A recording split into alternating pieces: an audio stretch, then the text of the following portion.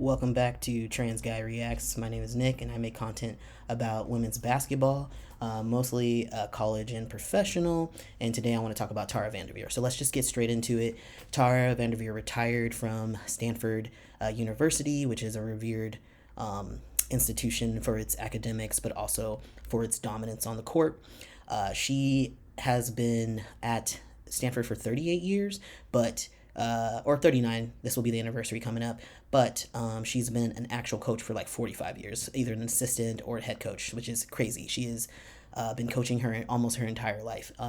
When there really wasn't any opportunities for women to play basketball, wherever there was an opportunity, she was there, and you just have to respect her for her history, the fact that she is the most winnings coach of all time. Of course, now that she retired, she will be passed, but you got to respect where respect is due.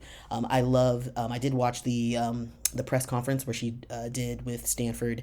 It was like her retirement press conference, and she had a speech that was like 6 pages long, front and back, double-sided, with things that she wanted to say, but honestly, she deserved it. It was very well written, really kind of summed up her career really well. It was like a lovely reflection on her career. She described, there's some things that stood out, so I just want to talk about some of the things that she talked about in that speech that really stood out. So one, she kind of described things as like, her dad was calling her taking the Stanford job when that happened as a great, like it was a grave digging job, but she described it as a grave digging job that turned into a gold mine job, which absolutely. I love that she was giving people their flowers. She was telling so many people about their contribution to her being a coach, or her players, all of these people. She was just making sure that they got their due, which I really appreciated. Even there's a point where she was getting a little emotional, and I've actually never seen Tara like kind of choke up a little bit. She didn't cry, but you could hear it in her voice. But I was like, wow, this is it's a hell of a career. And like when you're reading this and you're looking back on it and you're saying it live in front of people, I can imagine very emotional.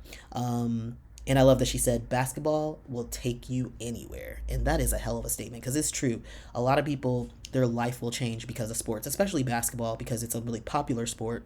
And you're able to travel quite a bit. Like if you're someone who from limited means and you get into basketball and you're pretty decent, or you're on a team, or you're in high school or college, you get to travel, and you probably wouldn't have those opportunities otherwise. And then you're exposed to different types of opportunities and careers and people and networking. And when you look at the people that are surrounding Tara and the people that she's developed and mentored, they are amazing people, whether they be doctors, lawyers, teachers, or professional athletes. She's really run the gamut of like building really amazing women. So gotta give it to her. They moved on to, after she said her speech, which it was 6 pages double space, but it only took her about like 10 minutes to read it. It wasn't very long. She was really succinct in what she was saying. They did ask her some questions, and they were asking her like, what was the tipping point for you? When did she know? And she said that she evaluated it every year. She was like, I retired at least 20 times. So over the past 20 years, she's thought about retiring, which makes sense. I mean, she's been coaching for 45 years, so like natural. But she just felt like the time was right. And my suspicion that it had something to do with the whole ACC, that the Pac-12 was dissolving, and that Stanford would be going to the ACC. But she said that had nothing to do with it. It was actually the ACC. Stanford going to the ACC was actually a motivator for her to stay, because she thought it would be great challenge, and the ACC is a great league. But she's reflecting. She's like, my mom is 97 years old. This job is 24/7.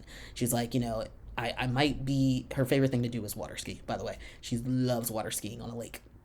And she says like, I might be water skiing, but while I'm water skiing, I'm probably taking a call, or, texting someone or doing some research. She's like, so she's really ready for not to be on 24/7 and to just be on for 7, which understandable. Like, I can't believe she's still gonna work. She's still gonna be like helping Stanford in some capacity, even in her retirement, which is kind of crazy. So she's not really retiring. She's just like going part-time, really, and not being the face of the league.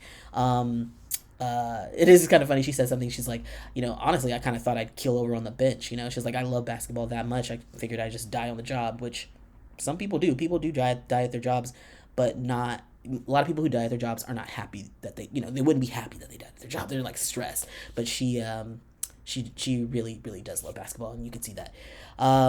She mentioned that her last game in Maples Pavilion was, the Iowa State game. It was the second round, of course.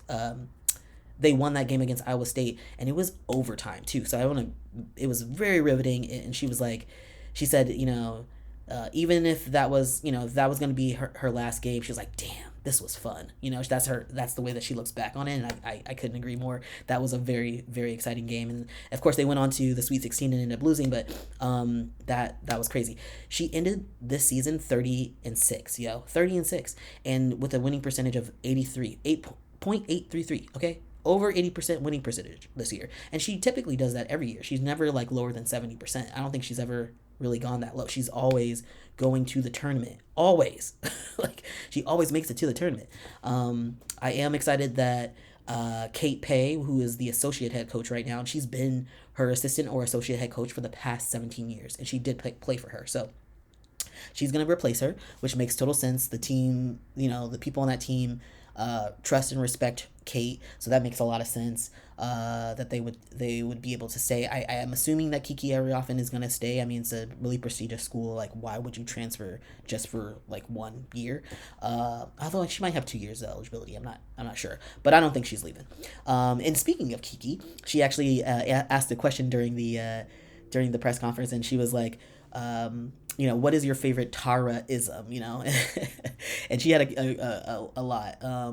Sleep nights, which is great. Just blanket sleep nights, like if you're not focusing on the drill. And one was like, some days you're the dog and some days you're the hydrant. Whoa, I love it. They made Dumb and Dumber and you weren't in it.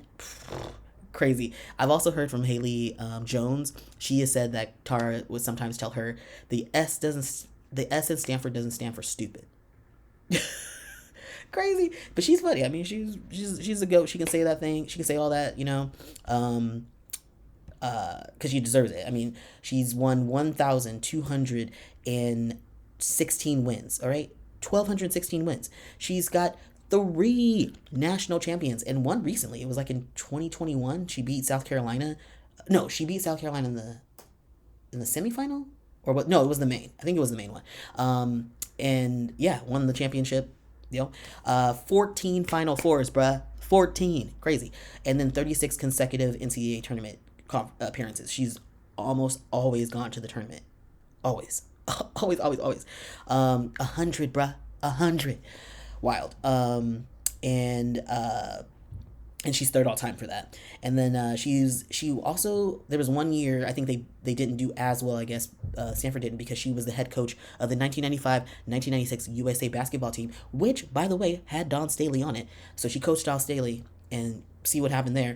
It was a crazy time to do that. It was a lot of pressure for the United States to win these games. They weren't doing as well before that, and they went on to win the gold medal at the Atlanta Games, and they were 60-0, bruh. They were playing like 1-2 times a week. They were playing all the time against teams all across the world, and they went 60-0. And that team is still undefeated in terms of like, on the gold medal stand, has consistently won since then, and it's it was a lot of pressure. And there's a 30 for 30 documentary based on her, not just her but the whole team's experience during that time, and I have to say, she was not the nicest coach. She was not. I think obviously she's over time she's developed, and she even reflects on that in the documentary. Like, she didn't always think about the players. She was really just focusing on winning and the pressures of being the coach for USA basketball.